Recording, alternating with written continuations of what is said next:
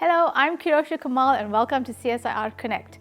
Today we're at the ICC where the 7th Emerging Researchers Symposium is taking place under the theme Innovation in Entrepreneurship.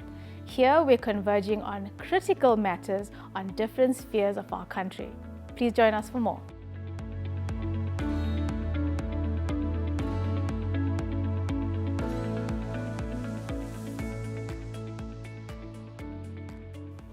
Joining us now is Thiessen Appelsamy from the CSIR Youth Forum. Thiessen, welcome to the show. Thank you for having me, Kirosha. Thiessen, tell us about the role of the CSIR Youth Forum in platforms like the Emerging Researchers Symposium. So the CSIR Youth Forum has an objective that's twofold. Getting involved in initiatives that support the development of our members, but also getting involved in initiatives where we can take up key conversations around science and technology and have our members involved in that as well. So with something like the Emerging Researchers Symposium, we see that we are able to achieve those objectives by getting involved in the program. And through supporting the program and as we're starting up, trying to encourage our members to join such programs and initiatives for their own benefit and for their own development. Thank you for that. Thiessen, given the current conversations in our country, how critical is a platform like the ERS for our country as a whole? Kirosha, I find it to be extremely critical, given that the youth often can provide disruptive and innovative solutions to the problems that are facing us. But unfortunately, we aren't given the same recognition or support from senior structures given that we lack the experience necessary. We find that experience alone or some sort of radical innovative solutions alone can't necessarily solve the issues that we face, but a combination of both. So a platform such as the Emerging Researchers Symposium allows the researchers, again, and I stress, on the recognition of the work and the presentation of the work that they're doing. So it gives us the recognition, but it also gives the senior structures, it tells them here we are, and here is the work that we're doing, and here is the ideas that we have. And it forces them to listen and to find a way to try and encompass our work going forward as a proposed solution to our problems. Thiessen, thank you so much for that and all the best with the rest of the symposium. Thank you for having me. Joining us now is Stefan Karamanski, CSIR candidate researcher. Stefan, welcome to the show. Thank you, it's a pleasure to be here. What does being at the ERS mean for you as a candidate researcher and just for your career as a whole? It's a pleasure to be a participant in the Emerging Researchers Symposium. For me, it means a lot to me because it motivates me to work harder and it gives me opportunity to be recognized as a researcher. As a researcher, it is a very fulfilling feeling to be able to inspire others with your research and get them fired up about what you're working on. And I also plan to use this opportunity to learn from more experienced researchers, whether it may be presentation skills or whether it may be research methodology. These things all come from experience. And I would just like to thank the CSIR for giving me this opportunity to be part of this amazing event. Leading into that, what are your thoughts on the CSIR as an organization giving this platform to researchers to actually showcase their work, people like you? Yeah, I think it's an amazing platform, a wonderful platform that we're privileged to have. As researchers, it's a great opportunity to be able to present all of the hard work that we've been doing. And sometimes we put a lot of effort into what we do and it doesn't necessarily meet the impact that we had initially expected. So this is a great opportunity for researchers the CSIR has given to broaden their audience and also maybe achieve that greater impact that they had initially intended. Well, all the best for the rest of the symposium and thank you for joining us. Thank you, it was a pleasure.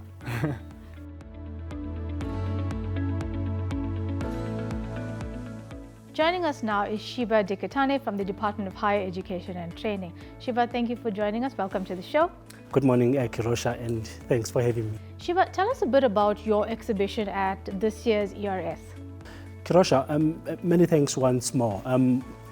We are here to showcase our work, which very much relates to the Department of Higher Education and Training's University Capacity Development Program, which is a transformation program aimed at transforming higher education in South Africa. The UCDP is aimed at addressing inequalities, is aimed at addressing access, success, as well as quality in our higher education system. The program is implemented through key, modalities.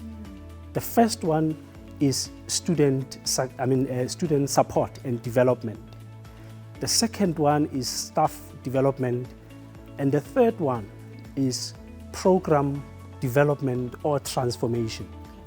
Now, the examples of those programs, starting with student development, are your tutorship, your mentorship, your first year experience, and a whole range of orientation programs that are introduced to students, including, of course, your psychosocial support programs to support them in order for them to succeed. Wow, that is a massive undertaking, certainly an injection into entrepreneurship as a whole. Thank you so much for that. Let's talk about the engagements and the interactions that's happening at the exhibitions. How is that going? Well, it has been going exceptionally well, I must say. There's quite a number of participants who come with questions like, we did not know much about your programs, and we are happy that we have come across this material that is able to show what exactly are the requirements. What universities participate in, a range of programs that you are supporting through the UCDP and its grant. So it has been quite exceptional. Questions relating to, what are the requirements for them to enter the NESP, for instance, or Nurturing Emerging Scholars Program, which is mainly the honors, or the equivalent. The requirements for NGAP, for instance, which is mainly masters for them to enter into a PhD. So yes, our interaction has been, quite phenomenal, absolutely fantastic, and we really do think this is going to add value into those, academics, or those that really aspire to enter academia, in the near future, for them to be able to know where to find us, to be able to know what programs are suitable for them, to be able to take advantage of a whole range of programs, including the programs that I've just indicated. Well, thank you so much for the amazing work. Thank you for being here at ERS and for joining us on the show. Yeah, thank you so much, and I really thank you and the team for this great work you are here to do. Brilliant. Great, thank you.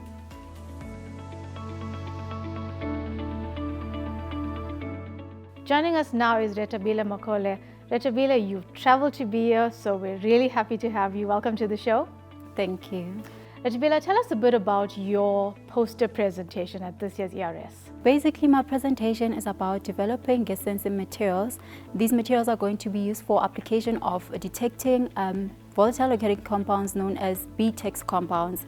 These are benzene, toluene, ether benzene, and xylene. These materials have been identified as carcinogenic towards human health by the World Health Organization.